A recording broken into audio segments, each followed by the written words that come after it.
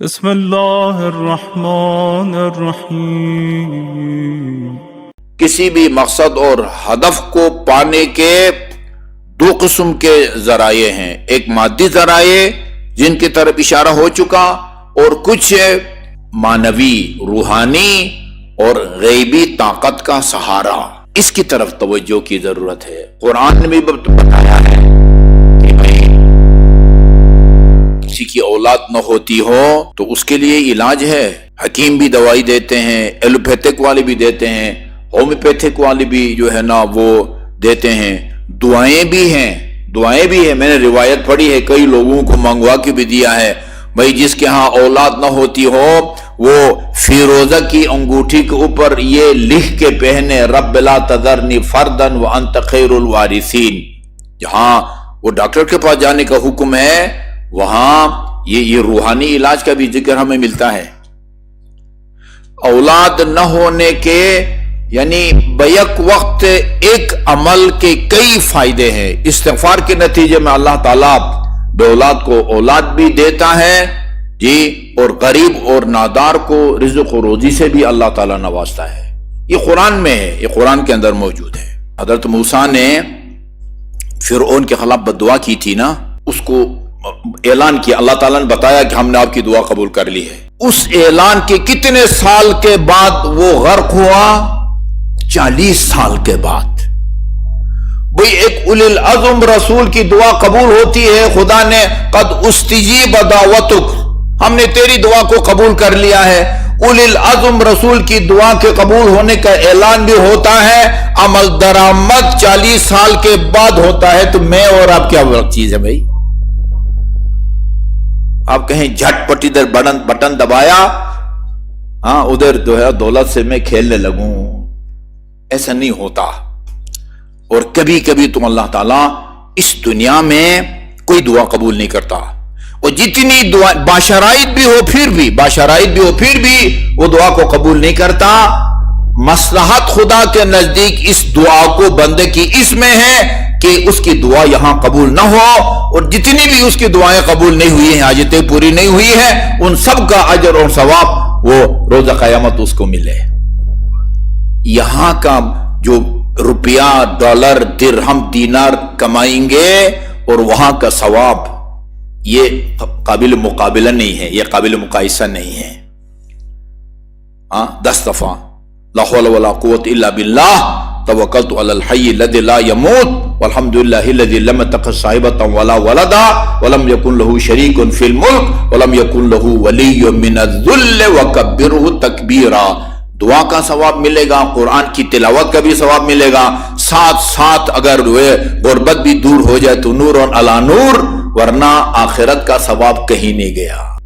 اس زمانے میں جو بیماریاں عام ہیں نا، ابھی جو ایک آدھ نسخہ بتاؤں گا میں، آپ کسی ماہر ڈاکٹر سے بھی علاج کروائیں، یہ ضروری نہیں ہے کہ اس کا علاج 100% کامیاب ثابت ہو۔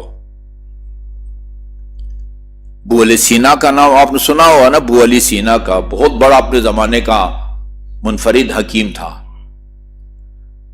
وہ اسہال کی بیماری، نہ ہیضہ یا اسہال، دست جس کو لگ جاتے ہیں، اس بیماری پر کنٹرول نہیں کر سکا اور فوت ہو گیا۔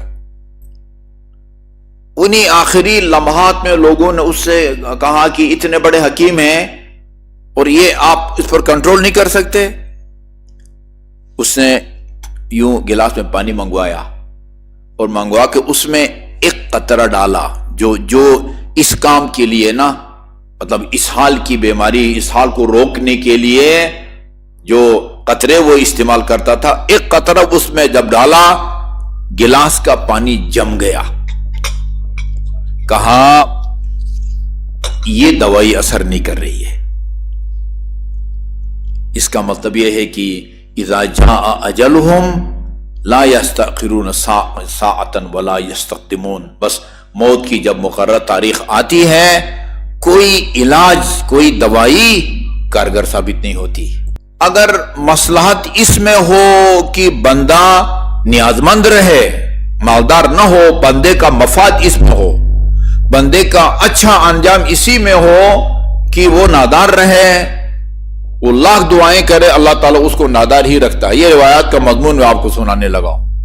یہ قرآن میں ہے، عسیٰ ان تکرہوا شیئا وہو خیر لکم وعسیٰ ان تکرہوا ان تحبوا شیئا وہو شر لکم۔ این ممکن ہے بہت ساری باتیں وہ اس میں تمہاری جو ہے نا وہ بھلائی ہو، لیکن وہ تم اس کو پسند نہیں کرتے، وہ تمہیں ناگوار گزرتی ہے۔ اسی طرح بہت سارے کام جو تمہیں ناگوار گزرتے ہیں، عین ممکن ہے کہ بھلائی، تمہاری بھلائی اسی میں ہو جو تم کو ناگوار گزرتی ہے۔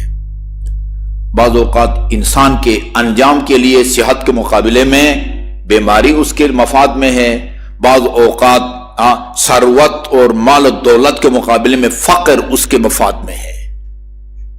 اس وجہ سے اگر کوئی، جس طرح آپ ہر کاروبار کرنے والا اپنے کاروبار میں کامیاب نہیں ہوتا، کوئی کامیاب ہوتا، کوئی کامیاب نہیں ہوتا۔ کوئی دعا مانگتا ہے تو اس کی دعا قبول ہوتی ہے، وسعت رزق کے لیے بھی مانگتا ہے، بیماری سے شفا یابی کے لیے بھی مانگتا ہے۔ کسی کے لیے دعا کارگر ثابت ہوتی، کسی کے لیے دعا کارگر ثابت نہیں ہوتی۔ اگر نہیں ہوتی، نہ آپ کو قرآن سے بدزن ہونے کی ضرورت ہے، دل برداشتہ ہونے کی ضرورت ہے، دل سرد ہونے کی ضرورت ہے، نہ ائمہ معصومین کی معتبر احادیث سے جو ہے نا وہ آپ کو بدگمان ہونے کی ضرورت ہے۔ صحیفہ سجادہ کی فہرست اتارے نا، ادائیگی قرض کے لیے کون کون سی دعائیں مانگنی چاہیے، بارش کے لیے کون کون سی دعائیں مانگنی چاہیے، وسعت رزق کے لیے کون سی دعا مانگنی چاہیے، ایک پتنی کتنی 45-40 دعائیں ہیں جی۔ یہ ضروری نہیں ہے کہ ہر پڑھنے والے کی دعا 100% قبول بھی ہو۔ ہمارا کام دعا کرنا ہے، قبول کرنا اس کا کام ہے۔ اگر مصلحت ہے تو قبول کرے گا، نہیں تو وہ قبول نہیں کرے گا۔ اچھا، یہ میں نے بہار الانوار اور دوسری کتابوں میں یہ پڑھا ہے۔ میں جب 1986 میں آیا ہوں نا یہاں اسلام آباد، یہاں کرسی پہ بیٹھ کے نماز پڑھنے والے مومنین اتنے نہیں ہوتے تھے جتنے آج کل ہیں۔ آپ کہیں گے کہ نہیں اس وقت اتنے نمازی نہیں ہوتے تھے، نہیں، جتنی نمازوں کی تعداد کے مطابق بھی اگر آپ پرسنٹیج کو دیکھیں، یہ بیماری جتنی عام ہو رہی ہے، 30 40 45 سال کا جوان کرسی پہ بیٹھ کے نماز پڑھ رہا ہے۔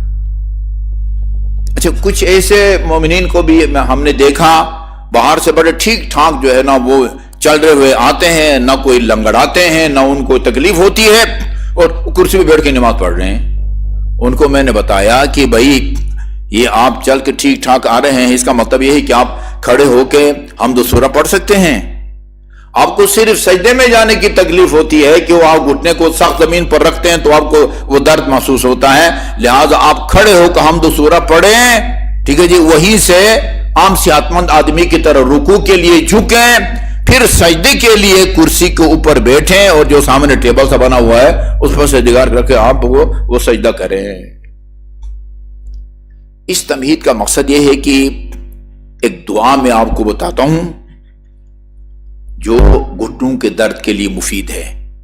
کافی لوگوں کو میں نے یہ دعا بتائی ہے، انہوں نے عمل کیا ہے اور ان کو اس سے فائدہ ہوا ہے۔ میرے خیال میں کل میں احمد سے کہتا ہوں کہ اس کو کمپوز کریں، باہر بھی لگا دیں گے، اور ویسے بھی چونکہ اب یہ لائیو جا رہا ہے، گھر جا کے بھی آپ جو ہے نا وہ اصادق ٹیسٹ سے آپ اس کو تلاش کر سکتے ہیں۔ یا اجود 3 ٹائم ہر نماز کے بعد، بلکہ ہر نماز کے بعد 5 نمازوں کے بعد، یا اجود من اعطا ویا خیر من سئل ویا ارحم من استرحم ارحم ضعفی وقلت حیلتی وعفنی عن مرضی یا عن وجعی بجاہ محمد وآلہ الطاہرین۔ ہر نماز کے بعد اس کو پڑھیں، ہر نماز کے بعد۔ اچھا، دوسرا اور سب سے مشکل مسئلہ، یعنی جو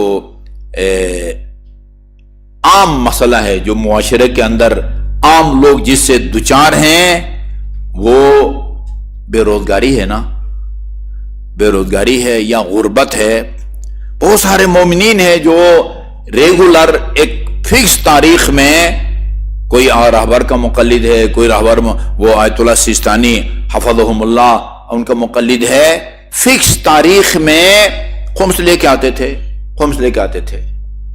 ابھی حالات شاید بین الاقوامی بھی کہہ سکے، ملکی حالات اتنے خطرے میں ہیں، یعنی اتنے خراب ہیں کہ جو لوگ ریگولر مثلا 1 لاکھ 1.5 لاکھ لے کے آتے تھے خمس بچت کا 20واں حصہ، وہ ابھی 30 اور 35 ہزار کی جو ہے نا فگر میں لے کے آ رہے ہیں۔